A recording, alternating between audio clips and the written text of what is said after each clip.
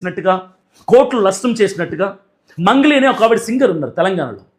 ఆవిడ గతంలో ఒక ఇన్సిడెంట్లో ఇరుక్కున్నారు, స్కామ్లో.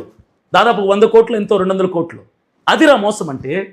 దాదాపుగా 20-30 కుటుంబాలు రోడ్డు మీదకి వచ్చేసాయి ఆవిడ వలన. అది మోసం అంటే. మోసం చేస్తే మోసపోయిన వాళ్ళు రోడ్డు ఎక్కి మేము మోసపోయాం పలానా వాళ్ళ ద్వారా అని చెప్పాలరా. అర్థమైందా? రీసెంట్గా నిన్నటి రోజున నందూస్ వరల్డ్ అనేటువంటి యూట్యూబ్ ఛానల్ ఆవిడ, చాలా ఫేమస్, వాళ్ళు వైఫ్ అండ్ హస్బెండ్ ఇద్దరు కూడా ఎక్కడో ఫారిన్ కంట్రీలో ఉంటారు. 10 కోట్లు ఉద్యోగాలు ఇప్పిస్తామని వసూలు చేశారట.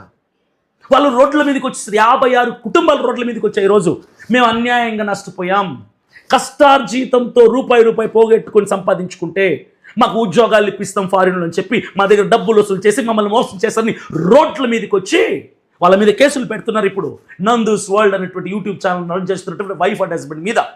అదిరా మోసం అంటే. అభినయ్ దర్శన్ మోసం చేశాడని ఒక్కడైనా రోడ్డు మీదకి వచ్చాడా?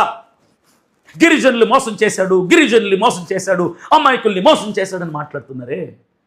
ఏ గిరిజనులు రోడ్డు మీదకి వచ్చి అభినయ్ దర్శన్ మమ్మల్ని మోసం చేశాడని చెప్పలేదే? నిజంగా నేను మోసగాన్ని అయితే అభినయ్ దర్శన్ని మేము అనవసరంగా మా ఊరికి రానిచ్చాము, ఇక మీదట రానివ్వము అని ఒక్క మనిషి కూడా చెప్పలేదే.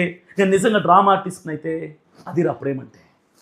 మీది కాదు ప్రేమ, మీది ప్రేమ కాదు, మీది ప్రేమ కాదు, మీది దొంగలు మీరందరూ కూడా. మీరు దొంగలు. మీరు చేసిన మంచినంతటిని మర్చిపోయి ఒక ఇన్సిడెంట్ జరిగితే మీకు మీరు ఏదో పెన్నుతో గీకేసుకొని మీకు మీరు జడ్జిమెంట్ ఇచ్చేసుకొని అభినయ్ దర్శన్ తప్పుడు అడైపోయాడు. మీకు ఏం తప్పు చేశాడు? నా వల్ల ఎవరు నష్టపోయారు? నా వల్ల ఎవరికి ఆర్థిక నష్టం జరిగింది? నా వల్ల ఎవరికి ప్రాణ నష్టం జరిగింది? నా వల్ల ఎవరికి ఏమి నష్టం జరిగింది? ఆన్సర్ ఉందా మీ దగ్గర? ఉండదు మీ దగ్గర ఆన్సర్. గిరిజనులు మీర్రా, డిసైడ్ అయ్యాను నేను.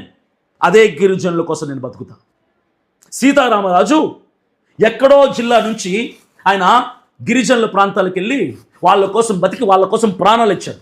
అభినయ్ దర్శన్ కూడా గిరిజనుల మధ్యలోకి వెళ్తాడు. రాసి పెట్టుకోండి. నాకు ఆ ప్రేమ కావాలి. మీ ప్రేమలు నాకు వద్దు. దొంగలు మీరందరూ కూడా, దొంగలు మీరందరూ కూడా.